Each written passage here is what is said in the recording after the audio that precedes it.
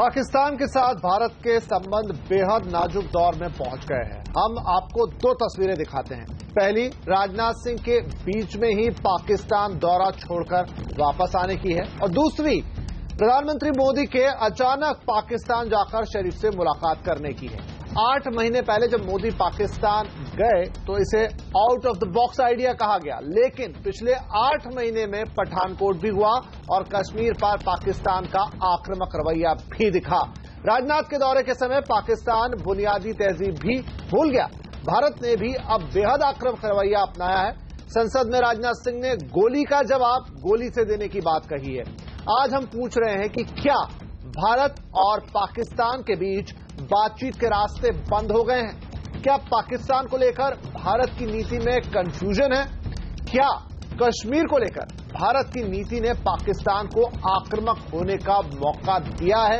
आवाज अड्डा पर आज इस बड़ी चर्चा में हमारे साथ एक मेगा पैनल जुड़ा है। हमारे साथ हैं बीजेपी के प्रवक्ता जफर इस्लाम, कांग्रेस के प्रवक्ता मुकेश नायक, पूर्व डिप्लोमेट पिनाक चक्रवर्ती, सामरिक विश्लेषक सुशांत सरीन, वरिष्ठ पत्रकार रामकृपाल सिंह, वरिष्ठ पत्रकार विनोद शर्मा, और पाकिस्तान से हमारे साथ जुड़े हैं पाकिस्तान पीपुल्स पार्टी के वरिष्ठ नेता नाविद चौधरी। तो आवाज अड्डा पर बड़ी चर्चा से पहले हम आपको दिखाते हैं कि संसद में गृह मंत्री राजनाथ सिंह ने आज क्या कहा। वहां के गृह मंत्री जी ने उन्होंने सबको लंच पर आमंत्रित किया, लेकिन लंच पर आमंत्रित करने के बाद वो तुरंत गाड़ी पर बैठे और चले गए। तो मुझे भी मर्यादाओं को ध्यान में रखते हुए, देश की मर्यादा का ध्यान रखते हुए जो कुछ भी करना था वो मैंने भी किया।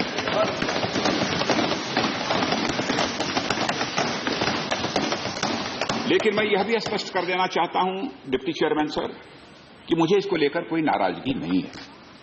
मैं वहां भोजन करने नहीं गया था। जितना सब कर सकते थे अधिकतम पड़ोसी के साथ रिश्ते बेहतर बनाने के लिए हमारे सभी प्रधानमंत्रियों ने किया है। लेकिन विडंबना यह है अध्यक्ष महोदय कि हर के बावजूद यह पड़ोसी है कि मानता ही नहीं। गोली भी अपनी तरफ से चलाने की जरूरत नहीं है, पहल भी नहीं होनी चाहिए। लेकिन यदि चल जाती है तो उसके बाद क्या करना चाहिए, इसके लिए अनुमति भी लेने की कोई आवश्यकता नहीं है। यह एक बिल्कुल स्टैंडिंग ऑर्डर है। तो राजनाथ सिंह ने आज संसद में दो टूक बातें रखी, और यही बातें बताती हैं कि इस बीच भारत और पाकिस्तान के बीच रिश्तों की डोर किस हद तक नाजुक हो चुकी है। हमारा पूरा पैनल हमारे साथ जुड़ गया है। पहला सवाल लेकर हम पाकिस्तान ही चलते हैं। नाविद चौधरी साहब, ये क्या बात हुई? भारत के गृह मंत्री आपके यहां आते हैं, बाकी चीजें तो छोड़िए, आप उनके भाषण के साथ जो करते हैं वो करते हैं, लेकिन जो शिष्टाचार है, खाने पिलाने की बातें, कम से कम वो तो ध्यान में रख लेते। आपने उन्हें भोजन तक नहीं कराया और वहां से नाराज होकर लौटे यहाँ पर भारत के गृह मंत्री। देखिए, ये तासुर दिया जा रहा है कि हमने कोशिश सही की और उसको भोजन दिया, ये मैं समझ गलत तासुर है। दोनों तरफ से ताली बजती है, ताली एक हाथ नहीं बजती। जब हमारे होम मिनिस्टर, इंटीरियर मिनिस्टर जो है चौधरी प्रसाद साहब, उन्होंने ये बात क्लैरिफाई की है कल। उन्होंने कहा कि हमने उनके पास पहले क्योंकि अपार्टमेंट नहीं थी, चीज थी कि उनके लंच के लिए जाना है या कैसे इकट्ठे होना है, तो इसमें बात की। सार्क का जो इशू है वो सार्क के इशू को उसी सार्क के इशू में देखना चाहिए। एक बात जो कही कि शायद उनकी मीडिया ब्लॉक कर दिया गया। कभी माजी में ये हुआ है कि जो इनॉग्रेशन होती है उसी की स्पीच दिखाई जाती है, बाकी जो चीजें होती है उनको दिखाया जाता है वो इन कैमरा होती है। इसलिए उनको ये कह देना कि ये ब्लॉक हो गई, उसको जानबूझ के किया गया।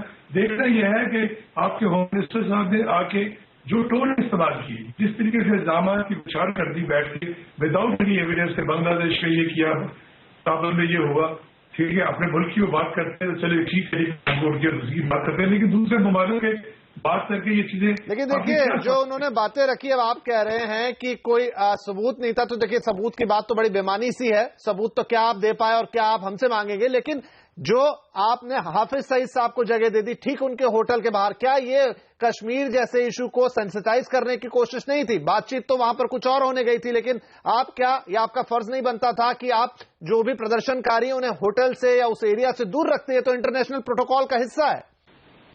देखिए, होटल के अंदर नहीं, होटल के बाहर सड़क पे वो प्रोटेस्ट कर रहे हैं। होटल के अंदर कोई किसी किस्म का प्रोटेस्ट नहीं हुआ और ये तासुर गलत है। और जहां तक प्रोटेस्ट का ताल्लुक है वो हर एक आप ही दोनों कंट्री है और आपको पता है कि डेमोक्रेटिक राइट होता है उसको आप सर्व नहीं कर सकते। हाँ अगर करेंगे तो कोर्टों पे जाकर बताई जाएगी। पर एक ये बात कही जा रही है कि हाफिज सईद साहब को क्योंकि टेररिस्ट करार दे दिया गया और सलाउद्दीन को कर दिया गया तो उसके साथ इसलिए उनको टेररिस्ट एक्टिविटीज में शामिल कर दिया गया। हमें फर्क देखना पड़ेगा टेररिस्ट एक्ट क्या होता है और नॉन टेररिस्ट एक्ट क्या है। जो लोग इंडिपेंडेंस के लिए लड़ते हैं वो कौन है, फ्रीडम फाइटर है कि टैक्स वो भी टेररिस्ट है। जब हम सबको मिक्स करके अपने फायदे के लिए एक ही जगह पे ले आएंगे तो फिर पूरी दुनिया इसको देखेगी कि ये जनहिंसाई हो रही है और जानबूझ के कैसे माहौल पैदा किया जा रहा है। आपको याद होगा कि अभी शुरू नहीं थी लेकिन उससे पहले आपके यहाँ मीडिया में ये तासर दिया जा रहा था कि इनको होम मिनिस्टर साहब को जाना नहीं चाहिए, होम मिनिस्टर साहब जाएंगे तो ये होगा वो होगा। एक ऐसा तासर क्रिएट कर दिया गया। अगर यही होम मिनिस्टर साहब के अंदर इस पर डिस्कस करते हम कैसे नहीं, मीडिया में ऐसा कुछ नहीं आया था कि होम मिनिस्टर साहब को वहां जाना नहीं चाहिए। मीडिया ये कहने वाला कोई नहीं होता कि होम मिनिस्टर साहब वहां ना जाए, लेकिन जो चीजें होनी थी हाफिज सईद जिस तरह के बयान दे रहे थे वो मीडिया ने दिखाया, उसमें कोई गलती नहीं है। पिनाक साहब जी मैं आपसे बात करता हूँ।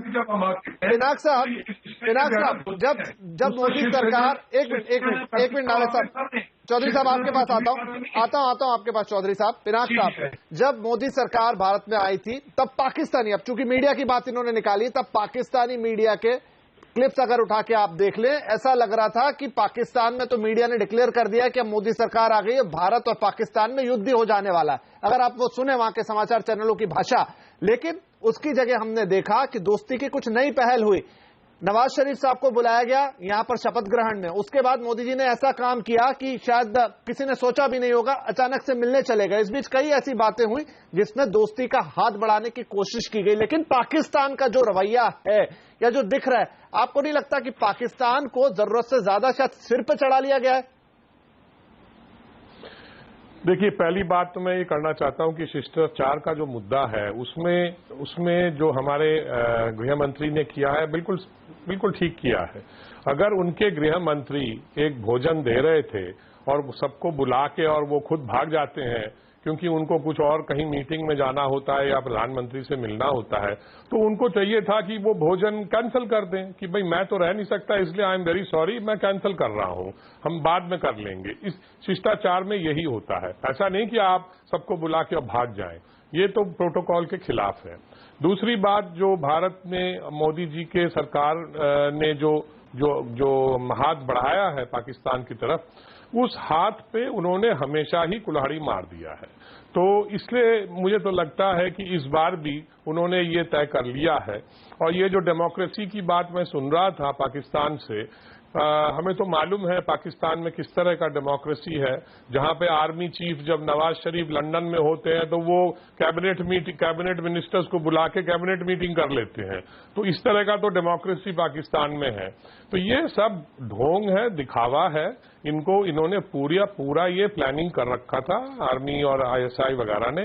नवाज शरीफ को शायद कोई चॉइस नहीं थी, तो उनको भी लगा कि हाँ एक मुझे भी बोलना पड़ेगा, जितनी जोर से मैं बोलूंगा शायद मेरी आवाज ज्यादा सुनाई देगी। तो यही हो रहा है पाकिस्तान में। और जहां सार्क का मामला है वो तो वैसे ही ठप हो रखा है। बांग्लादेश के जो गृह मंत्री हैं उन्होंने भी मना कर दिया, क्योंकि उनको भी शक है पाकिस्तान अपनी आतंकवाद की पॉलिसी इंडिया के खिलाफ तो कर ही रहा है, और आतंकवाद का इस्तेमाल अफगानिस्तान में तो बहुत सालों से हो रहा है। और अब बांग्लादेश को भी ये शक हो गया है कि ये जो जितने भी बांग्लादेश में ये जो आतंकवादी घटना घटे हैं उसमें शायद इनका हाथ न हो। ये तो उनके होम मिनिस्टर यहाँ पे बता के गए हैं, और उन्होंने ये भी कह दिया था कि हम वहां नहीं जाएंगे इस मीटिंग में। जी सुशांत सरीन साहब, क्या अब वक्त नहीं आ गया? कोशिशें करके आपने देख ली, कोशिशें वो भी ऐसी जो ऐतिहासिक कोशिशें, उस तरह की कोशिशें करके देख ली, लेकिन जैसा राजनाथ सिंह ने कहा कि पड़ोसी है कि मानता ही नहीं है, तो बस अब बहुत हो गया। अब यहां पर बातचीत का तरीका बदलना चाहिए, चीजें स्पष्ट होनी चाहिए। अब शायद दोस्ती के इस तरह के बर्ताव से बात नहीं चलेगी। क्या भारत की विदेश नीति खासतौर पर पाकिस्तान के साथ थोड़ा बदलाव का वक्त आ गया है? मेरे को लगता है बदलाव का वक्त तो काफी पहले से था, लेकिन एक कोशिश जरूर की गई थी सरकार द्वारा कि अगर कोई पहल की जा सके और पाकिस्तान की तरफ से कोई मुस्बत रवैया हो तो फिर बात को देखा जाए कि कैसे, क्योंकि भारत और पाकिस्तान के बीच में और भी बड़े मुद्दे होते हैं, कि कैसे इस बात को आगे बढ़ाया जाए, बेशक एक रीजनल कॉन्टेक्स्ट में, लेकिन ऑब्वियसली वो बात आगे नहीं बढ़ेगी और फिलहाल फोर्सिएबल फ्यूचर के लिए तो ऐसे लगता है कि ठप हो जाएगी। लेकिन एक चीज की वजाहत करनी मेरे ख्याल बहुत जरूरी है, जो अभी नवीद चौधरी साहब कह रहे थे, मेरे ख्याल दो चीजों पे मैं जरूर बोलूंगा। एक तो जो राजनाथ सिंह का वहां पर जो भाषण था, उसमें उन्होंने जो सार की मर्यादा है और जो शिष्टाचार है उसका पूरी तरीके से पालन किया था। उन्होंने कई कठोर बातें बोली थी, लेकिन उसको किसी भी द्विपक्षीय मामले के संदर्भ में नहीं बोली थी, ना उसका नाम लिया था, एक जनरल लेवल में बात की थी, लेकिन सबको पता था इशारा कहां पर है। दूसरी चीज, वो जो बात कर रहे थे वो आतंकवाद को लेकर के कर रहे थे, जिससे तमाम जो ममालिक हैं सार्क के, खासतौर पर बांग्लादेश, भारत, अफगानिस्तान, वो त्रस्त हैं, तो वो बात उठानी बिल्कुल लाजमी थी और होनी चाहिए थी। और तीसरी और बहुत अहम चीज, ये जो एक नया खेल शुरू हुआ है कि जी वो सिर्फ होस्ट कंट्री वाले ही बयान को एयर किया जाता, बाकी कुछ नहीं होता, तो नवाज शरीफ का बयान का तो समझ में आता है, लेकिन तमाम बाकी जो गृह मंत्री थे उनका बयान जो था उसको नहीं दिया गया, और ना ही, और वो पब्लिक स्टेटमेंट होती है उसमें मीडिया अलाउड होता है, उसको ब्लैकआउट किया गया, तो फिर चौधरी निसार का बयान क्यों दिखाया गया? तो ये बात समझ में नहीं आती। जो विदेश मंत्रालय ने मेरे ख्याल पोजीशन ली है, वो एक लिहाज से एक छोटी सी एक विंडो खोली हुई है कि हालात इतने भी बुरे ना हो कि आगे चल के कोई भी इस तरीके की बातचीत या कोई पहल से बिल्कुल ही हाथ धोना पड़े। तो मेरे ख्याल वो एक विंडो उन्होंने छोड़ी हुई है, लेकिन सबको पता है, और खास तौर पर चक्रवर्ती साहब आपके साथ बैठे हुए हैं, ये जो इस तरीके के मल्टीलैटरल मीटिंग्स होती हैं, उसमें एक सेक्शन होता है जो ऑफ कैमरा होता है, वो ऑफ द रिकॉर्ड, उसमें मीडिया अलाउड नहीं होता, लेकिन जो पब्लिक स्टेटमेंट्स होती हैं, खासतौर पर जो मंत्रियों के बयान होते हैं या जो उनकी स्पीचेस होती हैं, वो पब्लिक होती हैं, उसमें मीडिया अलाउड होता है। तो ये पाकिस्तान का कहना कि वो एक पर्टिकुलर अरेंजमेंट के तहत था, ये बिल्कुल बेबुनियाद बात है। जफर इस्लाम साहब, ये बात तो तय है कि खुद आज राजनाथ सिंह के बयान से भी लग रहा था कि तय बात है कि पाकिस्तान ने जो किया वो गलत किया, लेकिन क्यों हमने कल विदेश मंत्रालय की तरफ से एक आधिकारिक बयान सुना कि जिस तरह से उनके भाषण को ब्लैकआउट किया गया, वो तमाम चीजें कही गई जो अभी यहाँ पर कही जा रही थी या पाकिस्तान की तरफ से कही जा रही थी कि ये तो प्रोटोकॉल का हिस्सा था, ये बातें एयर नहीं की जाती है, सिर्फ एक हिस्सा ही दिखाया जाता है, उस दौरान मीडिया नहीं होता है। ऐसा आधिकारिक बयान देने की जरूरत क्या थी? जो गलत हुआ वो गलत था। देखिए भट्ट जी, यहां मसला क्या दिखाया क्या नहीं दिखाया उसका नहीं है, जो हमारे होम मिनिस्टर ने वहां जो डिलीवर किया स्पीच, उसकी इंपॉर्टेंस है कि हमारी जो नीति है और हमारे जो हम जिस टेररिज्म से जूझ रहे हैं यहां पर, उसको उजागर करना था सार्क के प्लेटफॉर्म पर। इसलिए खासकर देखिए, ऐसा भी हो सकता था कि हमारे मिनिस्टर ऑफ स्टेट होम जा सकते थे, लेकिन हमारी कमिटमेंट है सार्क के लिए, और ये परफेक्ट अपॉर्चुनिटी थी, प्लेटफॉर्म था जहां पर हम पाकिस्तान की नापाक साजिशें जो हैं, जो मंत्री साहब ने जो भाषण दिया, जो बात रखी, वो बिल्कुल सही है, लेकिन इसको डाउन प्ले क्यों करना है? क्यों नहीं बोलना है कि ये गलत किया? बिल्कुल डाउन प्ले नहीं कर रहे, बिल्कुल डाउन प्ले नहीं कर रहे। देखिए, भारत एक ऐसा देश है जो सही बात है वही कहता है, जो चीज सच्चाई है वही कहता है, लेकिन अगर उसमें जो भी स्टेटमेंट आया मिनिस्टर एक्सटर्नल अफेयर्स का, वो उसको एक नजर से देखिए, और दूसरी नजर से आप देखिए जो दूसरा पहलू इसका है, वो सिक्के का एक पहलू है। दूसरा पहलू ये देखिए कि हमारे सरकार की क्या नीति है पाकिस्तान के प्रति। शुरू से आप देखिए, जब से हमारी सरकार आई पिछले 2 सालों में, पहले जैसे और आपके पैनलिस्ट ने कहा, हमने बिल्कुल दोस्ती का हाथ बढ़ाया, जबकि पाकिस्तान के मीडिया ने बिल्कुल युद्ध की तरह ऐसा सिचुएशन क्रिएट कर दिया था जैसे हिंदुस्तान और पाकिस्तान के बीच में जंग होने वाला है। लेकिन हमारे प्रधानमंत्री ने जो फार साइटेडनेस दिखाया और उन्हें इनवाइट करके ये दिखाया कि हमारा भारत जो है वो बिल्कुल अमन की तरफ चलना चाहता है। उसी तरह से वाजपेयी जी ने जैसे कहा था कि हम अपने नेबर को बदल नहीं सकते, लेकिन उसके साथ उसको एक्टिवली इंगेज करके उसके साथ काम कर सकते हैं। उसी को मद्देनजर रखते हुए हमारे प्रधानमंत्री ने उनको आमंत्रित किया था और उसके बाद एक दोस्ती का हाथ बढ़ाया। जब वो खुद से गए वहां पाकिस्तान, तो चूंकि हिंदुस्तान के लोगों ने उनकी शायद उतनी बड़ाई ना की हो, हमारे अपोजिशन पार्टीज ने उसकी बिल्कुल बड़ाई नहीं की, लेकिन पूरा दुनिया उसकी बड़ाई करता रहा कि हिंदुस्तान के प्रधानमंत्री ने एक आउट ऑफ बॉक्स इनिशिएटिव लिया और पाकिस्तान के प्रधानमंत्री के जो बर्थडे और पर्सनल सेलिब्रेशन पे अटेंड करने चले गए। ये सब इनिशिएटिव इसलिए लिया चूंकि हम चाहते थे पाकिस्तान के साथ रिश्ता अच्छा बनाना, लेकिन पाकिस्तान, जैसा हमारे होम मिनिस्टर ने कहा, पाकिस्तान मानता ही नहीं। आप देखिए चौधरी साहब जो है पाकिस्तान के, वो इस बात की सफाई दे रहे हैं। उनको तो शर्म आनी चाहिए कि ऐसे मौके पे जब वो होस्ट कंट्री है, उनके होम मिनिस्टर खाने पे मधु करते हैं और खुद चले जाते हैं। कैसा देश है, कैसे लोग हैं, इनको शर्म नहीं आती है इस तरह की हरकत करते हुए? क्या आप एक होस्ट कंट्री है? नहीं, ये बात तो मान ही रहे इस्लाम साहब। यही पूरी बातचीत हो रही है कि जो हुआ गलत हुआ, कोई शिष्टाचार नहीं, कोई मेहमान नवाजी नहीं।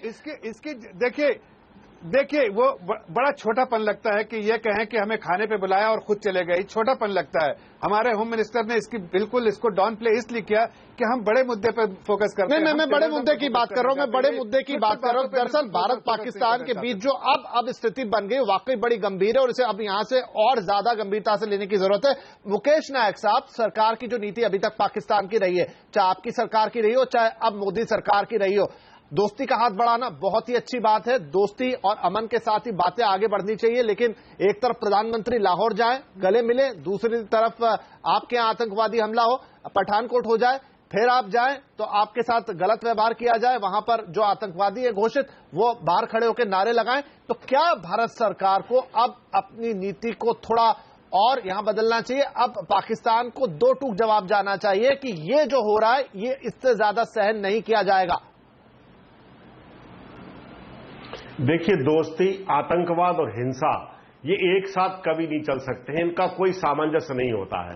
जब भी पूरी दुनिया में कहीं भी आतंकवादी हमले होते हैं, लोग मारे जाते हैं, तो पाकिस्तान की सरकार ये कहने लगती है, जब पाकिस्तान से उसके सूत्र जुड़ते हैं तो वो कहने लगते हैं सबूत नहीं है उनके पास। मैं हमारे पाकिस्तान के अतिथि हमारे चैनल पर हैं, मैं विनम्रतापूर्वक उनसे ये पूछना चाहता हूं कि पाकिस्तान में 2003 से 20 मार्च तक 20,266 लोगों का पाकिस्तान में कत्ल हुआ। पेशावर के आर्मी स्कूल में 154 लोगों का कत्ल हुआ, जिसमें 135 बच्चे थे। इसका सबूत मिला उन्हें कि नहीं मिला? पाकिस्तान में पूर्व प्रधानमंत्री बेनजीर भुट्टो की हत्या हुई, उसका कोई सबूत उन्हें मिला कि नहीं मिला? मिला कि नहीं मिला? कोई सबूत वो यहां पर बताएं। देखिए साहब, पूरे पाकिस्तान में हिंसा, रक्तपात और दुनिया के अनेक देशों में आतंकवाद और हिंसा पाकिस्तान में बैठकर उसके सूत्रधार हैं और उनको महिमा मंडित किया जा रहा है। आज वो कहते हैं कश्मीर में जो आतंक और हिंसा फैला रहे हैं वो स्वतंत्रता संग्राम सेनानी है। मैं इनसे पूछना चाहता हूं कि एबटाबाद में ओसामा बिन लादेन जो ठहरे हुए थे वो कौन से देश के स्वतंत्रता संग्राम सेनानी थे? कौन थे वो, जरा बताएं। इनको शर्म नहीं आती इस तरह की बात करते हुए? आज पाकिस्तान की ये हालत है, केवल वहां भौगोलिक सीमाएं बची हैं, एक ज्योग्राफिकल बाउंड्री भर बची हैं। देश के अंदर संस्कृति, परंपरा, सद्भाव, भाईचारा पूरी तरह से खत्म हो गया है। एक राष्ट्र का स्वरूप पाकिस्तान ने खो दिया है। इसके बावजूद भी पूरे पाकिस्तान की सरकार, वहां के नेता आतंकवाद को महिमा मंडित करने में लगे हुए हैं। हमारे देश के गृह मंत्री ने जो कहा, चौधरी साहब से इसका जवाब ले लेते हैं, काफी देर से है वो हमारे साथ। चौधरी साहब, इतनी सारी बातें, इतनी सारी चीज, इतने सारे इल्जाम, लेकिन फिर भी आप डिफेंड कर रहे हैं। क्यों नहीं मानते कि आपके यहाँ चीजें सही नहीं है? आर्मी आपकी जो है वो आपकी जमहूरियत या जो आपकी डेमोक्रेसी है उसका मजाक उड़ाती है। आपके यहाँ पोस्टर लगते हैं ये बात करने के लिए कि सरकार को हटा दिया जाए। जब आपके प्रधानमंत्री बाहर जाते हैं, हर बड़े शहर में बड़े बड़े साफ सुथरे पोस्टर लगते हैं जिसपे लिखा होता है कि सरकार को सत्ता से हटा दीजिए और आर्मी उस पर कब्जा कर ले। किस तरह का देश है? देखिए, जिस तरह की बात आपने की कि जी यहाँ बहुत बड़े डर लगे, और आपको याद होगा कि पाकिस्तान पीपल्स पार्टी ने इस पर टास्क लिया और उन्होंने फ्रीजर का केस डालने के लिए हुकूमत को कहा कि फ्रीजर का केस बनेगा उन लोगों पे जो ऐसे लंगारे में है, और ISPR ने भी उसको कंडेम किया। कोई अगर बदनाम करने के लिए फौज को ये ऐसी बात करेगा तो एक और चीज है। लेकिन अभी आपने कहा हमने कैबिनेट, चौधरी साहब, कैसे कोई बदनाम कर सकता है? इतने बड़े पोस्टर किसी की इजाजत के बिना लग सकते हैं, वो भी पाकिस्तान के अंदर? कैसी बात कर रहे हैं आप? पता है, जिस हुकूमत को हमने कहा कि आपकी मर्जी के नहीं लग सकते, और हमने उसको सेनेट में भी और पार्लियामेंट के अंदर भी इस इशू को उठाया, और ये बात यहाँ हुई और आपको अरेस्ट हुए लोग सारे। और दूसरा ये बात की गई कि नेशनल सिक्योरिटी की उन्होंने एक मीटिंग की देखिए, नेशनल सिक्योरिटी के इदारों की जो मीटिंग होती है वो हमेशा होती है, ये पहली दफा नहीं हो रही, और कैबिनेट के साथ मिलकर ये डिस्कस होता है, और ये आपके यहाँ भी होता है, खाली ये हमारे यहाँ नहीं हो रहा है, सब भी हो रहा है। लेकिन ये जो एक बात तासुर दिया जा रहा है कि पाकिस्तान को गुड होस्ट नहीं है, पाकिस्तान के अंदर टेररिज्म ही है, फिर बाकी कुछ नहीं है, इस तरह गलत तासुर दिया जा रहा है। आपने कहा कि जब मोदी साहब ने आउट ऑफ वे जाके मुलाकात की, देखिए जाती मुलाकात और रियासत की मुलाकात में बहुत डिफरेंस होता है। जब हम जाती तौर पर किसी के पास पर्सनल जाते हैं, देखिए ये कैसी बात कर रहे हैं आप, दो प्रधानमंत्री मुल्कों के जब मिलेंगे तो जाती मुलाकात नहीं रह जाती। वो उनकी बेटी की उसकी नवासे की शादी के ऊपर आप आए तो एक और बात है, लेकिन जब हम रियासत की बात आती है, जब आपसे टॉक्स की बात की जाती है, तो सुषमा स्वराज साहबा ने जब टॉक कैंसिल की वो भी आपके सामने है, वो ढकी छुपी नहीं है, उसके अंदर आपने कहा कि हुर्रियत से मिलने की इजाजत नहीं है। तो जो इशूज है वो इशूज अपनी जगह पे मौजूद है, उन इशूज को देखने की जरूरत है। और इसीलिए मैं समझता हूँ कि ये बातें क्या करें कि जी यहाँ उसामा बिन लादेन मिला, यहाँ वो फलां टेररिस्ट है, तो आपके यहाँ भी बहुत से हैं, बहुत से इशूज रहे हैं। आपके यहाँ सेना का जो रोल है वो आपके से नहीं है। आप सेना की तुलना करेंगे आपके बाकी के टेररिस्ट संगठनों से? नहीं, तो इसलिए तो मैं कह रहा हूं सरकार चुनी हुई सरकार है। मैं चौधरी साहब से एक दो सवाल पूछना चाहता हूं। आप उनके फ्रीडम फाइटर्स को जो निहत्ते हैं, मैं चौधरी साहब से एक दो सवाल पूछना चाहता हूं। और उनके 40 अपराध शहीद हुए। जी इस्लाम साहब पूछे। चौधरी साहब और बीजेपी के प्रवक्ता है जफर इस्लाम आपसे सीधा सवाल पूछना चाहते हैं। इस्लाम साहब पूछिए।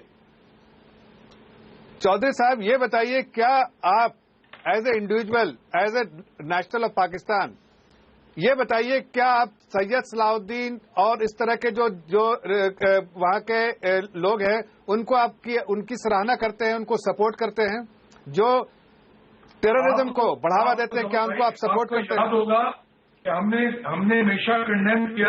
पहले आप ये जवाब दीजिए। मेरे दूसरा सवाल इनको रिजेक्ट किया, हमने दूसरा सवाल इनकी ऑर्गेनाइजेशन को बैन किया जब हमारी हुकूमत आई। हमने हमारा स्टांस मिलिटेंसी के सख्त खिलाफ है और हमेशा रहेगा। कोई भी मिलिटेंट नहीं, अगर सख्त खिलाफ है तो ये मुजाहरा कर रहे हैं, उन पे क्यों नहीं एक्ट किया आपने? ये होटल के नजदीक मुजाहरा कर रहे हैं, लोगों को आह्वान दे रहे हैं कि आओ ज्वाइन करो। ये अलग बात है कि 2000 से ज्यादा लोग ज्वाइन नहीं किए, इनको सपोर्ट नहीं है, फिर भी आप उन पर एक्शन नहीं लेते हैं। आप उनको मुजाहरे का मौका देते हैं। आपने जो मुजाहरा जो जमात उनकी नहीं, ये टेररिस्ट ऑर्गेनाइजेशन को मुजाहरे का मौका देना चाहते हैं आप? नहीं, आप ये बोलिए, आप इस तरह के जिसको यूनाइटेड नेशन में बैन किया उस तरह के ऑर्गेनाइजेशन को आप सपोर्ट करना चाहते हैं, उनको मुजाहरा करना देना चाहते हैं आप? जी क्या कहा? जिस ऑर्गेनाइजेशन को यूनाइटेड नेशंस और पूरी दुनिया के जो हर ममालिक ने इसको एक टेररिस्ट ऑर्गेनाइजेशन की तरह देखते हैं, उसको आप सपोर्ट करते हैं, उनको मुजाहरा करने के लिए इजाजत देते हैं। ये किस तरह की नीति आपकी है? हिस्सा लेना है उसके खिलाफ कोई एविडेंस है? हमने तो 50 दफा मांगी आपसे, आप लोगों ने नहीं। अरे किस एविडेंस की बात कर रहे हैं? किस एविडेंस के? आपका मुल्क पूरे टेररिज्म से गुजरा हुआ है, लोग मर रहे हैं रोज, उसके बाद भी आप हमसे सबूत मांग रहे हैं। चलिए, मुझे लगता है बातचीत इस तरीके से कहीं नहीं जाएगी। चौधरी साहब और इस्लाम साहब, चलिए लौट कर आते हैं इस मुद्दे पर, लौट के आते हैं कि पाकिस्तान क्या सोचता है यहाँ पे, लेकिन हम किस तरीके से आपको चौधरी साहब, विनोद शर्मा साहब करनी चाहिए इन बातों की। विनोद शर्मा साहब, पाकिस्तान से डील करने का क्या रास्ता बचता है? क्या अब फिर एक बार हम उसी दोराहे पे आके खड़े हो गए जहां पर हम दोनों एक दूसरे की तरफ पीट कर खड़े हो जाएंगे, बातचीत का रास्ता बंद हो जाएगा? या कोशिश है पाकिस्तान को? ये लग रहा है, जैसा मैंने कहा शुरुआत में भी, कि जब सरकार आई थी ये तो वहां के टीवी चैनलों ने कुछ इस तरह से दिखाया था जैसे युद्ध हो जाने वाला है। तो क्या वहां की राजनीतिक सत्ता या वहां की जो मिलिट्री है उसको भी लगता है कि थोड़ा उकसाएंगे तो कोई ऐसी गलती हो जाएगी जिसका फायदा उन्हें मिलेगा? क्या सोच है उनकी? देखिए, बात यह है कि ये बात सच है कि आज के दिन पाकिस्तान में बहुत से ऐसे एलिमेंट्स हैं जिन पे सरकार का कोई इन्फ्लुएंस नहीं है, सरकार के हाथों से बाहर है। वो उन्होंने खुद ही बनाए हैं, वहां की फौज ने वो एलिमेंट्स, उनको एक अपना एसेट बना के उन्होंने प्रेजेंट किया है और उनको इस्तेमाल किया है भारत के खिलाफ। नॉर्थ वेस्ट फ्रंटियर प्रोविंस में बड़े स्तर पर उन्होंने लड़ाई लड़ रहे हैं, उनकी फौज लड़ रही है आतंकवाद के खिलाफ, तालिबान के खिलाफ, तहरीक तालिबान पाकिस्तान के खिलाफ, अफगान तालिबान के खिलाफ। लेकिन ईस्टर्न ऑनक्लेव्स में जहां पर वो तंजीमें बसती हैं जो कि भारत के खिलाफ कार्यरत हैं, उनके खिलाफ कोई एक्शन ना वो ले रहे हैं और ना वो लेने के काबिल हैं। ये सच्चाई है। अब आते हैं सार्क पे। देखिए, हमारे गृह मंत्री ने वहां जाके सही काम किया। सार्क का एक नियम है कि अगर एक मेंबर स्टेट पार्टिसिपेट नहीं करता है तो मीटिंग नहीं होती है। और हमारे गृह मंत्री वहां गए तो उसके चलते हमारे प्रधानमंत्री का वहां जाने का दरवाजा भी खुला है, क्योंकि सार्क समिट होना है। और अगर भारत के ना वहां पहुंचने के चलते सार्क समिट नहीं होता है तो भारत की गरिमा थोड़ी कम होती है। अब आते हैं हम कि द्विपक्षीय जो हमारी अप्रोच पाकिस्तान की तरफ है वो क्या होनी चाहिए। देखिए, आज के दिन पाकिस्तान की कोशिश क्या है? पाकिस्तान की कोशिश ये है कि कश्मीर के अंदर जो हाल ही के दिनों में जो घटनाएं हुई हैं उनका इस्तेमाल करके कश्मीर के मुद्दे का अंतर्राष्ट्रीयकरण करें वो। और उसी के चलते उन्होंने वहां पर जो कुछ तंजीमें जो राजनाथ सिंह साहब के खिलाफ बात कर रही थी, कश्मीर का मुद्दा उठा रही थी, उनको होटल के बाहर प्रोटेस्ट करने की जगह दी। हमको इस मुद्दे पे उनको डिप्लोमेटिकली डील करना पड़ेगा। हम ताल ठोक के अपनी बात दुनिया तक नहीं पहुंचा सकते। मेरा ये मानना है, मेरी जाती राय है कि राजनाथ सिंह जी वहां पर द्विपक्षीय बायलैटरल टॉक्स के लिए तो नहीं गए थे। वो तो सार्क के एक मेंबर स्टेट के नुमाइंदे थे वहां पर। ये बात सच है कि चौधरी निसार ने जो खाना किया और उसमें खुद नहीं रहे, वो मेहमान नवाजी का कोई नमूना नहीं है। पाकिस्तानी ये हमेशा कहते हैं कि उनकी मेहमान नवाजी जो है वो दुनिया में सबसे बेहतर है, लेकिन ये बेहतर मेहमान नवाजी का नमूना नहीं था। लेकिन मेरी व्यक्तिगत राय है कि राजनाथ सिंह जी को कॉन्फ्रेंस को बीच में छोड़ के नहीं आना चाहिए था, क्योंकि और देशों के इंटीरियर मिनिस्टर्स भी वहां थे और उनको वहां उनसे बात करनी चाहिए थी और अपनी बात, भारत की बात उनको बतानी चाहिए थी। क्योंकि इस बर्रे सगीर में, साउथ एशिया में, जैसे कि बताया गया और पैनलिस्ट के द्वारा कि बहुत से मुल्क ऐसे हैं जो टेररिज्म से सताए हुए मुल्क हैं, और अगर हम एक कॉमन कॉज उनके साथ बनाते हैं और अपनी बात ज्यादा बुलंदी से सार्क के भीतर उठाते हैं, देखिए सार्क में बायलैटरल मसला नहीं उठाया जा सकता जी, लेकिन जो साझे मसले हैं वो उठाए जाते हैं। और सच्चाई ये है कि आज के दिन टेररिज्म साझा मसला है सार्क के अंदर। तो मेरी जाती राय है कि माननीय गृह मंत्री वहां पर खाना ना खाते, लेकिन वहां जाते जरूर, कहते कि मैं इसलिए आया हूं कि मैं दूसरे जो मेरे पेयर्स हैं दूसरी कंट्रीज से आए हैं उनकी इज्जत में आया हूं, उनसे बात करने आया हूं, और आखिर तक उनको उस कॉन्फ्रेंस में रहना चाहिए था। मेरा यह मानना है। डिप्लोमेसी एक वाजिब सवाल यहाँ पर रामकृपाल जी कई तरह से अपनी नाराजगी प्रकट की जा सकती है, बिल्कुल, और ऐसी ना, और मैं समझता हूं कि आज के दिन थोड़ा सा जो गृह मंत्री ने किया है उसके चलते हमारे प्रधानमंत्री का समिट में शिरकत करना थोड़ा सा ज्यादा, उसकी एक्सप्लेनेशन देनी पड़ेगी प्रधानमंत्री को जब वो पाकिस्तान जाएंगे। रामकृपाल जी जो कह रहे विनोद जी की शायद बेहतर होता ये कि वो अपना गुस्सा जाहिर करते, वो खाना ना खाते, अपनी बात भी रखते, लेकिन समिट में रुकते आखिरी तक, तो वो ज्यादा एक बेहतर डिप्लोमेटिक कदम होता और पाकिस्तान पे ज्यादा दबाव बनता। विनोद जी ने जो जितनी भी बातें कही हैं मैं सब उससे बिल्कुल सहमत हूं, और उसके आगे मैं 2-3 सवाल करके अपनी बात करना चाहता हूं। पहली बात तो मैं बता दूं कि इस आपकी पूरी बहस से थोड़ा मुझे आज तकलीफ हो रही है, वैसे भी तकलीफ होती है, आपके यहां नहीं। कल तक मैं देख रहा था कि राजनाथ सिंह के जाने से पहले तक पूरे हिंदुस्तान की मीडिया में मेजॉरिटी ये थी कि राजनाथ सिंह को नहीं जाना चाहिए, नहीं जाना चाहिए।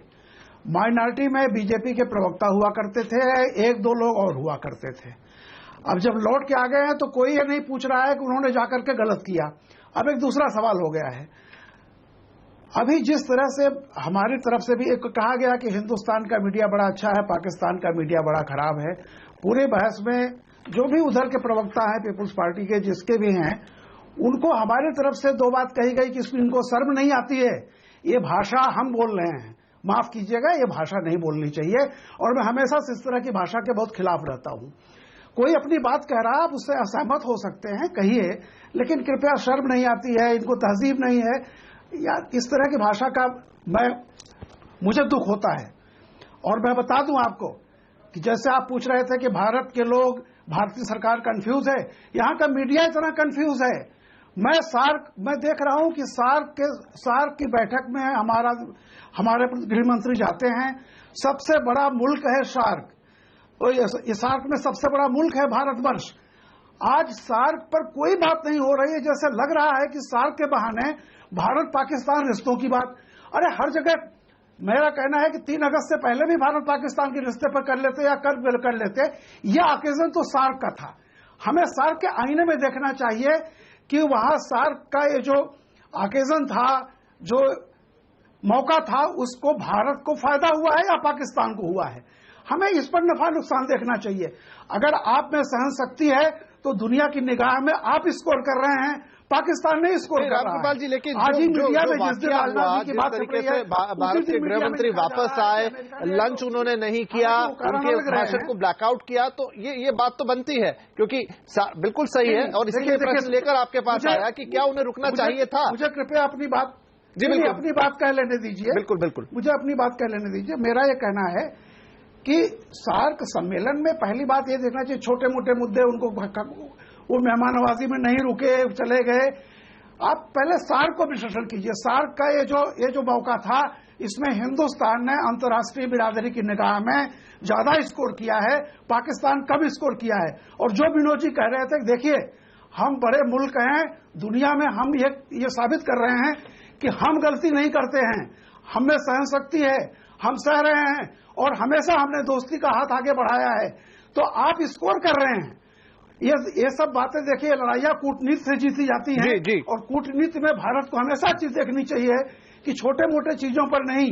मीडिया में जिस तरह से बहस होती है, मीडिया के पास मानते तो राजनाथ सिंह को जाना ही नहीं चाहिए था। तमाम लोग, मेजॉरिटी मीडिया पर बड़े बड़े विश्लेषक आते थे, नहीं जाना चाहिए। कांग्रेस पार्टी का ऑफिशियल लाइन, रीटा बहुगुणा ने कहा कि नहीं जाना चाहिए उनको। क्या बचा बताइए। मीर अफजल कहते थे कि नहीं जाना चाहिए और कांग्रेस की रीटा बहुगुणा कहती नहीं जाना चाहिए। तो आप बताइए कि सिर्फ ये कहना कि मोदी सरकार कंफ्यूज है, बाकी पार्टियां क्या हैं। दिक्कत हमारी ये है कि हम पाकिस्तान के अलावा कुछ हमको दुनिया में दिखाई नहीं पड़ रहा है। एंड ये डेंजरस फिनोमिनन है। आप कई बार कहिए कि सार्क जो है पाकिस्तान से बड़ा मंच है। पाकिस्तान हमारे लिए ठीक है, हमारे उसके रिश्ते खराब होंगे, आगे होंगे, हमारा पड़ोसी है, मजबूरी है, बातचीत से ही कोई समस्या सॉल्व होती है। ये पाकिस्तान को मालूम है, हमें भी मालूम है। इस तरह की चीजें आती रहती हैं। 3 तारीख के बाद अचानक पाकिस्तान बदल नहीं गया है। पाकिस्तान जुलाई में भी वही था जो अगस्त में है। अचानक हमको क्या दिक्कतें होती है कि हमें कोई बहाना मिल जाता है कि हम पाकिस्तान का हुआ खड़ा कर दें और बाकी चीजों को सेकेंडरी हो जाए। जी। माफ कीजिएगा, मैं इसके पक्ष में नहीं हूं। मेरा निष्कर्ष यह है कि राजनाथ जाके बहुत अच्छा किए। विनोद जी जो कह रहे थे कि मैं सहमत हूं, अगर उनको सिर्फ ये तब तक रुकना चाहिए था जब तक बाकी कूटनीतिक रूप से क्या सही होता और बेहतर पोजीशन कैसे बनती। क्या अगर गृह मंत्री रुककर अपनी बात को और पुख्ता रखकर आते तो बेहतर होता। एक पॉइंट उठाए यहां पे, इस पर चर्चा को आगे बढ़ाएंगे। यहां लेंगे एक छोटा सा ब्रेक और भारत पाकिस्तान पे डिबेट जारी रहेगा।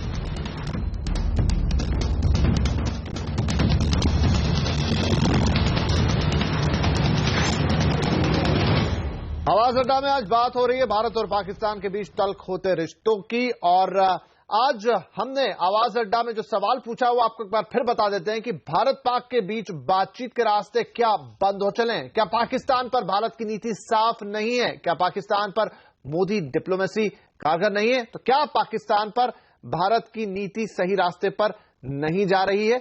अपना सवाल, अपना जवाब हमें ट्वीट कर सकते हैं आप @CNBC आवाज पर। और कार्यक्रम के अंत में हम आपके जवाब भी बताएंगे कि कितने लोग इस बात से सहमत और कितने लोग इस बात से सहमत नहीं है। तो पूरा पैनल हमारे साथ है, बातचीत को आगे बढ़ाते हैं। सुशांत सरीन साहब, हमारे तो पत्रकार बंधु इस पक्ष में है कि यहां पर राजनाथ सिंह साहब को थोड़ा बड़प्पन दिखाना चाहिए था, थोड़ा एक कदम आगे बढ़ाना चाहिए था, अपनी नाराजगी रखनी थी, खाना ना खाते, लेकिन डिप्लोमेटिकली इस मौके का फायदा बड़े तौर पे उठाते, रुकते, अपनी बात को और पुख्ता तौर पे कहते और तब वापस आते तो शायद ज्यादा बेहतर जवाब होता, पाकिस्तान को ज्यादा प्रभावी जवाब होता। क्या कहेंगे? देखिए, भारत एक डेमोक्रेटिक देश है, सबको अपनी राय रखने का हक है। ये जो दोनों पत्रकार हैं, मेरे मित्र विनोद शर्मा और जो दूसरे वाले हैं, उनकी अपनी राय है।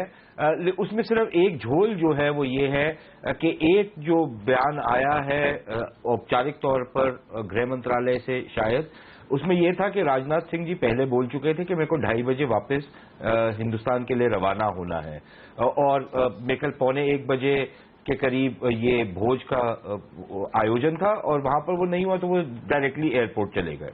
अब बाकी राय अपनी अपनी हो सकती है, उसी तरीके से कि जैसे भारत के अंदर एक पार्टी में अलग अलग राय हो सकती है कि क्या उनको जाना चाहिए था, नहीं जाना चाहिए था, या सरकार के अंदर भी अलग अलग राय हो सकती है। अब जो एक लिबरल सोच के लोग हैं उनको बड़ा मेरे ख्याल कष्ट होता है कि अगर उनसे अलग कोई राय प्रकट हो रही हो तो उसको वो कंफ्यूजन और तमाम चीजें बोल देते हैं। वो उनकी अपनी राय हो सकती है, वो अलग बात है। दूसरी चीज ये कि अभी बात हुई कि भाई सार्क के ऊपर क्यों नहीं बात हो रही। मेरे ख्याल सार्क के ऊपर तब तक बात नहीं हो सकती जब तक पाकिस्तान की तरफ से सार्क के ऊपर अड़ंगा लगते रहेगा। हमने पिछले साल काठमांडू में देखा था कि मोदी सरकार की तरफ से एक पहल ली गई थी कनेक्टिविटी को बढ़ावा देने के लिए, और तमाम जो बाकी देश थे वो उसमें इंटरेस्टेड थे, लेकिन पाकिस्तान की तरफ से उस पर अड़ंगा लगाया गया। तो उसके बाद ये हुआ कि हमने एक सब रीजनल ग्रुपिंग जो उसको BBIN कह रहे हैं उस पर एक रोड ट्रांसपोर्ट के ऊपर समझौता तय पाया गया। मेरा मानना यह है कि सार्क जब तक पाकिस्तान का इतना नाकारा रवैया रहेगा सार्क आगे बढ़ नहीं सकता। ये एक मॉरिबंड और एक प्रैक्टिकली डेड ऑर्गेनाइजेशन बन जाएगी। अगर आपने सार्क में या जो सार्क के देश हैं उनमें कोई आपने प्रगति करनी है, कोई कोऑपरेशन को और आगे बढ़ाना है, तो मेरे ख्याल सार्क को शायद आपको रिस्ट्रक्चर करने की जरूरत होगी। अब हो सकता है कि कुछ लोग इस पैनल में मेरी राय से इख्तलाफ करें और मुझे तमाम चीजें बोलें, लेकिन ये मेरी राय है, मेरा संवैधानिक हक है कि भारत में मैं ये बोल सकता हूं। विनोद जी, देखिए बात यह है कि मैं एक लिमिटेड इश्यू पे हूं।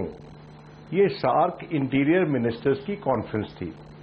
सार्क का आतंकवाद से लड़ने के लिए एक प्रोटोकॉल है, और मैं उस लिहाज से कह रहा हूं कि इस मौके का हमारे गृह मंत्री को भरपूर इस्तेमाल करना चाहिए था। हां, ये हो सकता है, मुझे व्यक्तिगत जानकारी नहीं है कि उन्होंने कह दिया था कि वो जल्दी लौट आएंगे, लेकिन एक दिन का सम्मेलन, उसमें भी जल्दी लौटना, मैं समझता हूं कि शायद उनको ज्यादा यहां जरूरी काम हो, लेकिन वो तो सीधे लौट के आए और प्रधानमंत्री को उन्होंने ब्रीफ किया, और उसके बाद आज उनका बयान था पार्लियामेंट में। देखिए मेरी बात सुनिए, जो लोग गरजते हैं वो बरसते नहीं। ये कहना हमारी पार्लियामेंट में कि गोली का जवाब गोली से होगा, ये गोली का जवाब बॉर्डर्स पे गोली से दिया जाता रहा है परस्पर। वहां पर कोई अनूप जलोटा के भजन नहीं बजाता। If you go and see the terrain, और सुशांत और हमने तो मिलकर देखी हुई वो टेरेन, कि वो बड़ी इनहॉस्पिटेबल टेरेन है, और वहां पर गोली जो चलती है वो दोनों तरफ से चलती है। एक तरफ से चलती है तो यह नहीं कि दूसरी तरफ से लोग कहते ताली बजाते और या ये कहते कह रहे तुम्हारा निशाना ठीक नहीं लगा। तो हमारे जवान गोली का जवाब गोली से देते हैं, लेकिन ये बातें कहीं नहीं जाती। देखिए ये भारत की जो इंटरनेशनल इमेज है as a country which is, हमको उस इंटरनेशनल इमेज के चलते हम न्यूक्लियर सप्लायर्स ग्रुप में मेंबरशिप मांग रहे हैं, उसके चलते हमको वेवर मिला इंटरनेशनल कम्युनिटी से कि हम एक रिस्पॉन्सिबल न्यूक्लियर पावर हैं, और जो रिस्पॉन्सिबल न्यूक्लियर पावर का जो हमारा इमेज है वो गोली का जवाब गोली से देंगे, इससे बढ़ेगा नहीं। हम गोली का जवाब गोली से दें जमीन पे, लेकिन उसका ऐलान करने की जरूरत नहीं है, क्योंकि बॉर्डर्स पे गोलियां चलती हैं। दूसरी बात, मैं उस बात से ज्यादा चिंतित हूं, अब हमारे जब प्रधानमंत्री जाएंगे सार्क समिट में तो उनको कितनी एक्सप्लेनेशन देनी पड़ेगी, और ना जाने का तो शायद वो सोच भी नहीं सकते, क्योंकि उस समिट में हालांकि बायलैटरल टॉक्स नहीं होंगी, लेकिन हमारे प्रधानमंत्री एक जो जॉइंट मुद्दा आज के दिन आतंकवाद से लड़ना, अब वो पहले तो सिर्फ यूनाइटेड नेशंस में ग्लोबल वॉर ऑन टेरर थी, अब तो रीजनल वॉर ऑन टेरर भी हम उस मुद्दे को उठाकर सार्क में एक्सेप्टेबिलिटी बना सकते हैं। क्यों हम इस फोरम का इस्तेमाल ना करें? ये बात सच है। सुशांत कुछ कहना चाह रहे हैं, लेकिन उससे पहले मैं पिनाक जी के पास जाना चाहता हूं। पिनाक जी, अब चूंकि यहां पर आज गृह मंत्री ने बयान दिया, एक छोटा, बोलिए जी। नहीं, देखिए विनोद की ये बात तो बिल्कुल दुरुस्त है, भड़क मारने की जरूरत नहीं है, जो करना है वो करिए, और भड़क मत मारिए, वो तो मैं उससे तो बिल्कुल सहमत हूं। जहां तक प्रधानमंत्री के जाने की बात है, मेरे ख्याल ये भी बात उनकी दुरुस्त है कि कुछ उनके लिए अब दिक्कतें होंगी, शायद थोड़ी सी एक विंडो ऑफ अपॉर्चुनिटी अभी भी है, लेकिन हमको एक और चीज याद रखनी चाहिए कि सार्क समिट तब तक नहीं हो सकता जब तक 8 के 8 देश के जो हेड्स ऑफ गवर्नमेंट है बिल्कुल या हेड ऑफ स्टेट हो कभी, वो उसमें पार्टिसिपेट करे। और हमारी ये अजम्पशन है कि बाकी सारे साथ करेंगे और केवल मोदी जी उसमें से नहीं रहेंगे। ये भी हो सकता है कि जैसे बांग्लादेश के अभी गृह मंत्री नहीं गए, हो सकता है कि बांग्लादेश की प्रधानमंत्री जो है वो ये मुनासिब समझें कि पाकिस्तान नहीं जाएंगी वो, क्योंकि बांग्लादेश के अंदर भी पाकिस्तान स्पॉन्सर्ड आतंकवाद काफी फैला है, तो ये भी एक पॉसिबिलिटी है। और पाकिस्तान ने तो खास तौर पर बांग्लादेश के अंदर भी हस्तक्षेप करने की कोशिश की है, संसद में उनके खिलाफ उन्होंने प्रस्ताव पारित किए हैं। तो मेरे ख्याल बांग्लादेश का भी एक वो है, और भी कुछ मुल्क हो सकते हैं जो शायद ना जाएं, तो एक पॉसिबिलिटी वो है।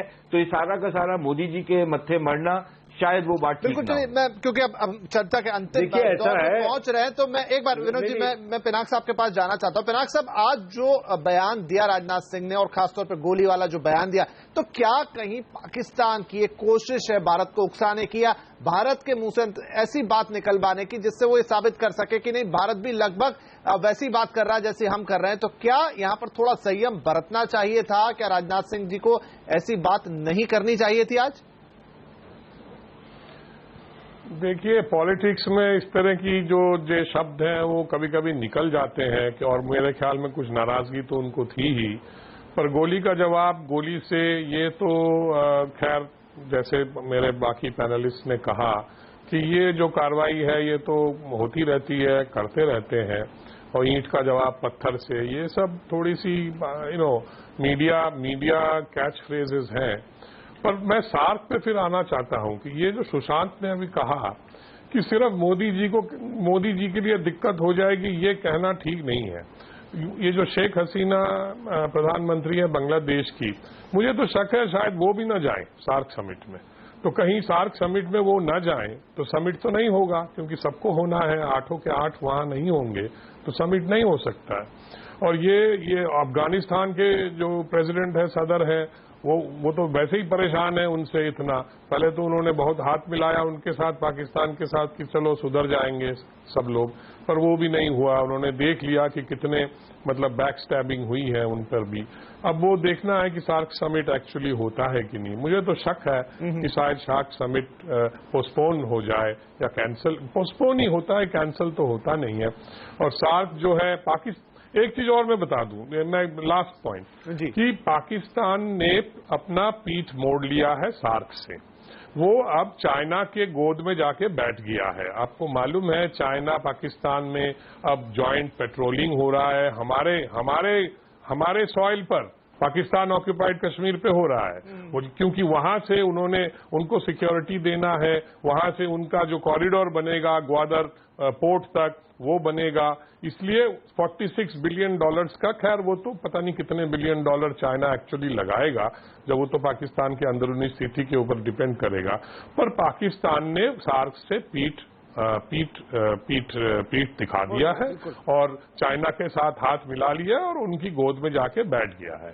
अब today Pakistan is a client state of China, ये हमको मान के चलना पड़ेगा और इसी तरह से हमको अपनी नीति बनानी। बिल्कुल। तो जफर इस्लाम साहब, एक बात जो पिनाक जी कह रहे हैं वो भी बहुत गहरी बात, उसको तो समझना ही होगा, लेकिन अब पाकिस्तान जिस तरह की हरकत करता है या जिस तरह का उसके मंसूबे रहते हैं, वो बुरहान वानी जैसे लोगों को वहां शहादत दिवस मनाता है, जो वाकया राजनाथ सिंह साहब के साथ हुआ है, पहले भी जो तमाम वाकये हैं, तो अब बीजेपी या सरकार की स्ट्रेटेजी यहां से क्या जाती है? क्योंकि बड़ा ही एक दुराहा जैसा है कि आप ऐसे डील करें तो दिक्कत, वैसे डील करें तो दिक्कत, दोस्ती की बात करें तो दिक्कत, दुश्मनी की बात करें तो दिक्कत। तो क्या अप्रोच होगी यहां से अब हमारी विदेश नीति पर पाकिस्तान के लिए? देखिए भट्ट जी, अगर आप हमारा 2 साल का इतिहास देखें और उससे पहले जो हमारी एनडीए सरकार थी 1999 से 2004 तक, हमने बराबर ये कोशिश की है, ये जानते हुए, जैसा हमारे पुराने former prime minister Vajpayee ji ने कहा था कि हमारे नेबर को नहीं बदला जा सकता तो उनको एंगेज करना चाहिए, तो हम बराबर उनको, कोशिश हमारी यही रही है। 2 साल में आपने देखिए कि हर बार हमने उनके साथ दोस्ती का हाथ बढ़ाने की कोशिश की है और कभी ऐसे बात हुई जिसमें हमको ऐसा लगा कि हमारे एजेंडा, हम डेफिनेटली हमारे एक डायरेक्टेड पॉलिसी है पाकिस्तान के प्रति, तो हमने जब भी बायलैटरल डिस्कशन किया तो हमारा एजेंडा बिल्कुल क्लियर है था, और एजेंडा पे जब तक सहमति नहीं हुई तब तक हमने डिस्कशन आगे उनके साथ कोई वार्ता नहीं किया। आप इस बात से देख सकते हैं कि जब फॉरेन सेक्रेटरी लेवल की मीटिंग कैंसिल की, इसलिए की थी प्रधानमंत्री ने, इसलिए कि हमारे जो एजेंडा थे वो फाइनलाइज नहीं हुए थे, हमारी सहमति नहीं हुई थी। लेकिन ये बात भी आपको अप्रिशिएट करना चाहिए कि प्रधानमंत्री ने कुछ ऐसे आउट ऑफ बॉक्स इनिशिएटिव लिए, कुछ बैक चैनल डिप्लोमेसी का इस्तेमाल किया जो कि हिंदुस्तान में पहली बार हुआ, लेकिन और दूसरे ममालिक ने इसका इस्तेमाल किया था ताकि जो आपसी तनाव बहुत ज्यादा है उसमें कमी की जाए। तो हमने हर वो कोशिश की है जिससे पाकिस्तान और हिंदुस्तान के बीच में एक अमन का माहौल बने। लेकिन पाकिस्तान अगर ऐसा नहीं करता है और वो रेसिप्रोकेट नहीं करता, सिंपल मिसाल देता हूं कि पठानकोट इंसिडेंट में जहां पाकिस्तान का पूरा हाथ है, सारे तो हमने दस्तावेज दे दिए उनके, उसके बावजूद हमने लॉ किया पाकिस्तान के टीम को आने के लिए, लेकिन उनको रेसिप्रोकेट करना चाहिए था, हमारी टीम को जाने देना चाहिए था, जो उन्होंने अब तक नहीं किया। तो इससे साफ जाहिर होता है कि पाकिस्तान की मंशा कहीं न कहीं गलत है, और जब तक वो मंशा सही नहीं करेंगे, टर्म्स ऑफ एंगेजमेंट हमारा सही नहीं होगा। आप उन्हें मौका देते हैं, इम्पोर्टेंट बात, गलत फायदा उठा लेते हैं। देखिए जो पोल आ रहा है वो भी मैं दिखा दूं कि लोग क्या सोच रहे हैं भट्ट साहब कि उनसे जब तक वो टेररिज्म पे वो हमारी सहमति नहीं होगी कि वो टेररिज्म पे एक्ट करेंगे, तब तक शायद टर्म्स ऑफ एंगेजमेंट जो है वो सही नहीं होगा। देखिए आपके एंगेजमेंट्स अभी भी चल रहे हैं, बीएसएफ की और पाकिस्तान रेंजर्स की अभी भी मीटिंग हुई, अभी 2 हफ्ते पहले। देखिए आप इसको जरूरत से ज्यादा अब मत उठाइए, जो होना था वहां हो गया। हम अपने कश्मीर में शांति स्थापित करें ताकि उन लोगों को ये मौका ना मिले कि उसका अंतर्राष्ट्रीयकरण करें या हम पे तोहमत लगाएं कि हम वहां पर ह्यूमन राइट्स वायलेशंस कर रहे हैं। विनोद जी, मैं हमको अपने घर में शांति स्थापित करनी है ताकि बाहर का कोई आदमी व्यक्तिगत अंदर आके उसका इस्तेमाल ना कर सके। जरा उस पर तवज्जो दीजिए, अपनी पार्टी की तवज्जो करवाइए वहां पर जी। और यहाँ पर मैं एक मौका लूंगा ये दिखाने का, 1 मिनट इस्लाम साहब की लोग क्या सोच रहे हैं, क्योंकि हमने प्रश्न रखा था, उनके जवाब भी आए, वो भी बता दें हम आपको भी दर्शकों को भी कि क्या मान रहे हैं भारत की जो नीति है पाकिस्तान के प्रति, क्या वो सही रास्ते पर है। लेकिन जो जवाब आ रहे हैं 46% लोगों का ही कहना है कि हाँ हमारी जो पॉलिसी है पाकिस्तान के लिए वो सही है, लेकिन 54% लोग मान रहे हैं कि शायद इसमें बदलाव की जरूरत है। चलिए यहां पर मैं मुकेश नायक साहब से भी एक राय लूंगा। नायक साहब, आपकी पार्टी ने भी लंबे वक्त तक डील किया पाकिस्तान से, और जाहिर तौर पर जब राष्ट्रीय बात आती है, जब भारत पाक की बात आती है, तो कहीं ना कहीं हम कॉमन प्लेटफॉर्म पर ही देखते हैं सबको एक साथ। क्या किसी परिवर्तन की जरूरत है यहां पर, आपको लगती है? बहुत मौके दे दिए, जो हम बात लगातार कह रहे हैं, पठानकोट होता है, फिर अशरफ वानी को वो बोलते हैं कि ये शहीद है, शहीद दिवस मनाते हैं, तो बार बार हम एक कदम आगे बढ़ाते हैं लेकिन बैकस्टेपिंग होती है। देखिए, पाकिस्तान और भारत के संबंधों को लेकर एक सोच में बदलाव की आवश्यकता है। जो अभी गृह मंत्रियों का सम्मेलन हुआ पाकिस्तान में, उसमें बांग्लादेश के गृह मंत्री तो गए ही नहीं, भारत के गृह मंत्री समय से पहले आ गए। वो बेहतर जज हो सकते हैं, वहां के वातावरण को वो बेहतर ढंग से जान सकते हैं, और किन कारणों से वो आ गए वो बेहतर ढंग से जान सकते हैं, और भारत की उन्होंने लोकसभा में ये कहा भी। मैं ये कहना चाहता हूं कि जैसा एक राय ये आई, अभी एक पत्रकार महोदय ने कहा कि गृह मंत्री जी को पूरे सार्क समिट में रुकना चाहिए था।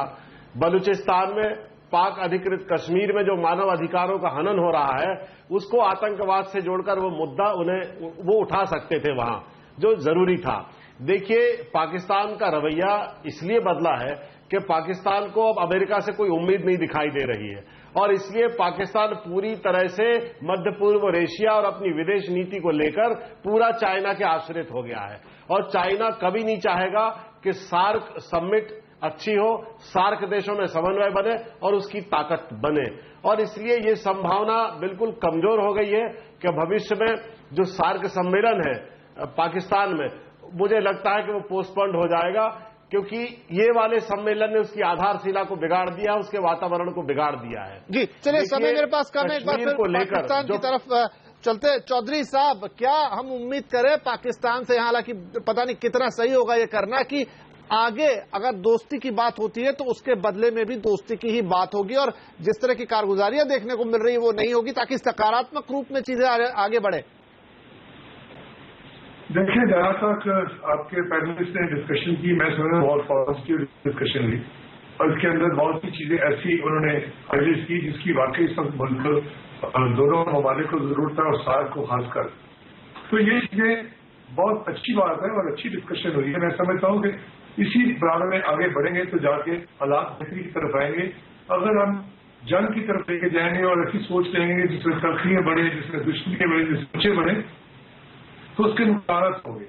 मैं समझता हूँ कि जो मोस्ट ऑफ द पैनलिस्ट आपने कहा कि सार्क के इश्यूज के ऊपर गुफ्तगू होनी चाहिए, यही पॉइंट मैंने पहले भी स्टार्ट कर यही कहा था कि हमारी गुफ्तगू इसी टॉपिक पे होनी चाहिए, ना कि इस टॉपिक पे खाली जाते हैं कि हम एक दूसरे पर इल्जाम लगाते और एक दूसरे के साथ साबित करने की कोशिश करते। हमारे इंडियन मिनिस्टर ने भी उसी तरह जवाब दिया, वो भी गलत था। हमने उसकी समझा कि वो रवैया ठीक नहीं है। ये एक एलिगेशन का दूसरे एलिगेशन के जवाब देने की बजाय हमें रास्ता ढूंढना है, क्योंकि डायलॉग के बगैर देखिए रास्ता ढूंढने की कोशिश लगातार हो रही है, लेकिन अगर वो रास्ता डिरेल्ड हो जाए, अगर उतर जाए पटरी से, तो दिक्कत होती है। देखिए बात सुने, आपको भी पता है कि आपके यहाँ क्या टेंशन चल रही थी और किस तरीके से कश्मीर इश्यूज के बाद किस तरीके से हाईलाइट होते रहे। चलिए, समय चूंकि मेरे पास कम बचा है, आखिरी कमेंट रामकृपाल जी, क्या पाकिस्तान पे यहां से आगे और भरोसा करना चाहिए? विपिन जी, मैं एक सवाल पूछता हूं कि 68 सालों से यही भरोसा, 68 सालों से जब भी आप राय लेते होंगे या बाकी लोग भी लेते रहे हैं, हमेशा यह बात आती है कि नहीं, भरोसा नहीं करना चाहिए और कुछ अब बहुत हद हो गई है, कुछ करना चाहिए, क्या करना चाहिए, नीति बदलनी चाहिए। ये कोई नहीं बताता कि चलो अगर हद हो गई है तो इसके आगे क्या रास्ते हैं। भाई ये भी तो सुझाव कोई देना कि इसके आगे क्या करना चाहिए। साफ साफ बात क्यों नहीं बोलते? अभी आपने जो देखा था, जरा एक बार लिख के पूछिए कि आपका कोई सुझाव हो तो बता दीजिए। तो देखिए, एक रशियन हिस्टोरियन ने कहा था कि ब्लाइंड नेशनलिटी शब्द नहीं होता है, नेशनलिटी इज ऑलवेज ब्लाइंड। कोई एडजेक्टिव लगाने की जरूरत नहीं है। माफ कीजिएगा, हमारे यहाँ के जितने बड़े विश्लेषक और बड़े बड़े विद्वान हैं, 70 सालों से तमाम सरकारों को अपनी राय देते रहे हैं, समस्या का हल नहीं निकला। हिंदुस्तान पाकिस्तान से जब भी कोई समस्या का हल निकलेगा, बातचीत से ही निकलेगा। आज आपको कितने भी अप्रिय बातें लगे, हर बार होता है कि रास्ते बंद कर देने चाहिए। रास्ते देखिए नरम होगा, गर्म होगा, लेकिन बातचीत के अलावा कोई चारा नहीं है। बातचीत और हमें अपना बड़प्पन दिखाते रहना चाहिए, हमें जवाब जरूर देना चाहिए, लेकिन हमें अपनी तरफ से रास्ते बंद कभी नहीं करने चाहिए। चलिए, बस आखिरी 30 सेकंड रह गए मेरे पास। सुशांत सरीन उंगली यहाँ पर अपना हाथ दिखा रहे हैं। सरीन साहब, देखिए, सुझाव बहुत दिए गए हैं, लेकिन वो ऐसे सुझाव हैं जो टेलीविजन चैनल्स में नहीं दिए जाते। तो ये एक तो बात ये हो गई। दूसरी बात ये है कि आपका जो परिभाषा है नेशनलिज्म की शायद और हो सकती है। आप शायद रशियन से बड़े इम्प्रेस्ड हैं। हम लोग अपनी नेशनलिज्म की, हमारी भावना अपनी है और शायद हमारे को अधिकार है वो अपनी भावना रखने का। बाकी जहां तक बात है कि बातचीत के जरिए ही सारे मामले सुलझेंगे, दुनिया में आज तक कोई मामला ऐसा नहीं है खासतौर पर इस तरीके का जो शायद बातचीत से सुलझा है। इसका अपना समय लगता है, कई बारी उसमें दशक लगते हैं, कई बारी सदियां लगती हैं। अगर आप में औकात है तो आप तब तक अपने रवैये पे रहिए, अपने मौक़िफ़ पर रहिए और आपकी तरफ ही बात आएगी। और अगर नहीं है तो पहले भी भारत के नष्ट हो चुका है, आगे भी कर सकते हैं। मैं माफी चाहूंगा क्योंकि कई और लोग बोलना चाह रहे हैं, लेकिन समय की बिल्कुल पाबंदी है, यही समय समाप्त हो रहा है। मुझे ऐसा लग रहा है कि डिबेट यहाँ खत्म नहीं होती, शायद ये डिबेट और आगे जाएगी। कोई कंक्लूजन ड्रॉ करना तो शायद बिल्कुल नहीं बनता। भारत और पाकिस्तान के बीच रिश्तों की डोरी हमेशा से कमजोर रही है, हमेशा से तलखी आती रही है, लेकिन इस तलखी का उपाय क्या है ये जानने की कोशिश लगातार जारी रहेगी। शायद फिर किसी दिन चर्चा पे बैठना होगा, फिर इस बात को आगे बढ़ाना होगा, लेकिन एक उम्मीद कि शायद चीजें सकारात्मक हो, इसी उम्मीद के साथ इस चर्चा को यहीं खत्म करेंगे। आप सभी लोगों का इसमें शामिल होने के लिए बहुत शुक्रिया। नमस्कार।